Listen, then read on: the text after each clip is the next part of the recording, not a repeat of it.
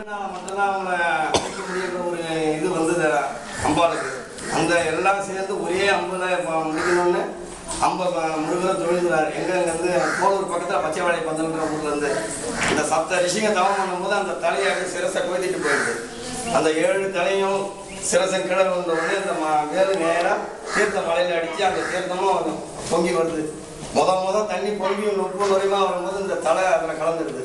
அந்த ரத்தம் சுவாமியோட அந்த ரிஷிங்களுடைய ரத்தம் தண்ணியில் கலந்த உடனே முத தீர்த்தம் அப்படியே செங்கழி அது ஒரு மாதிரி கலராக தான் வரும். அந்த ரத்த கலராக தான் வரும்.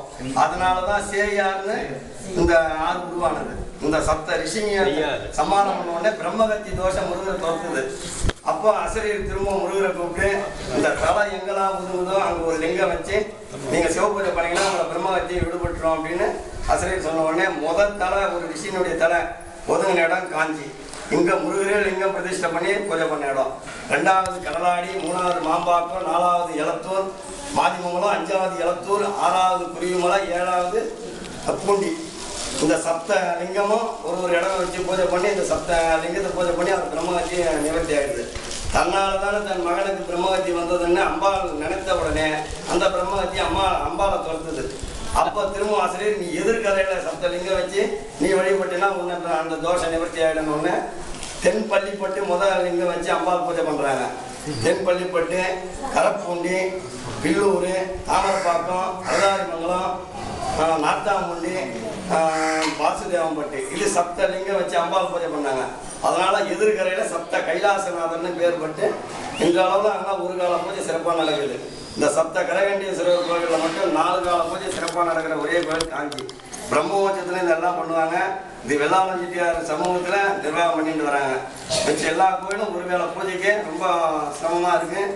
மாம்பாக்கம் பெரிய அளவில் திருப்பணி பண்ணிட்டு இருக்காங்க. பக்த வத்சலன்னு ஒரு ஐயா வந்து பண்ணிட்டு இருக்காங்க.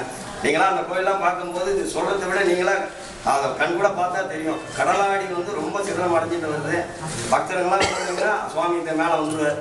இது வந்து தெற்கிருந்து வடக்கு போகிற நதி காசியில் மட்டும். அதே மாதிரி காஞ்சியில் தெற்கிருந்து வடக்கு போகிற நதி காஞ்சியில் மட்டும். இந்த சேயார் இப்போ வாசிப்படியிலே நதி போடுது. அப்போல்லாம் வந்து காலகாலமாக தண்ணி போயின்னு இருக்கும். இப்போ தான் மணலாம் எடுத்துட்டாங்க, தண்ணி வரல. சாமி திரும்பவும் என்ன பண்ணுவார் தெரியல. இந்த சேயார் இங்கே வந்து போனீங்கன்னா காசிக்கு வந்த புண்ணியம் கிடைக்கும். பேரிலையும் காசிக்கும் காஞ்சிக்கும் இஞ்சி எடுத்துட்டா இதுவும் காசி தான். பேரளவுலையும் இது வந்து ஸ்தலேஷு காஞ்சி, நகரேஷு காஞ்சி. அதேமாரி இது ஸ்தலேஷு காஞ்சின்ற மாதிரி இதுக்கும் அந்த பேரை சேர்ந்து தான் ஒரு பாடல் சுந்தரமதி நாயனார் பாடல்பட்டிருக்காங்க. இங்கே சுந்தரசாமின்னு ஒரு பெரிய மகான் இருந்தார். அவர் தான் இந்த கோவிலெலாம் ரொம்ப பராமரித்து அம்பாள் சன்னிதானம்லாம் கட்டினது அந்த சுந்தரசாமி தான். அவர் வந்து பக்கத்திலேயே இந்த மணி ஓசை கேட்கணும்னா அவர் ஜீவசமாதி அடைஞ்சிட்டார். அவர் வந்து பருவமலைக்கு நினைச்ச மேலே போவார், வருவார், அப்படியே ஒரு நிமிடத்துக்கு போயிட்டு வரோம். அதெல்லாம் வந்து பார்த்ததுல சொல் கேள்வி தான் எங்களுக்கு. ஒரு சிவராத்திரி அன்னைக்கு அவருக்கு குரு பூஜை நடக்கும்.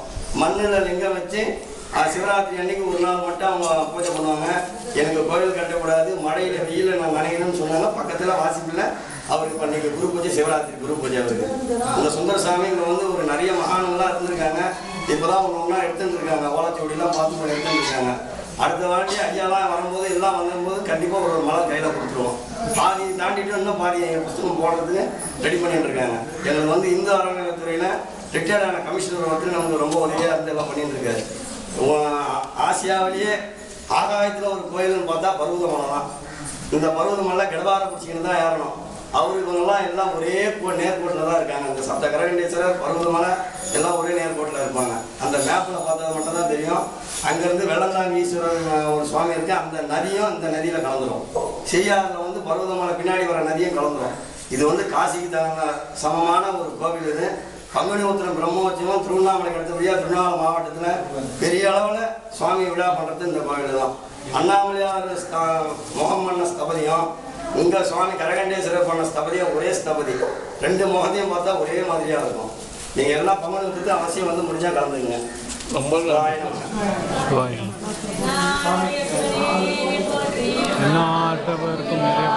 போற்றி.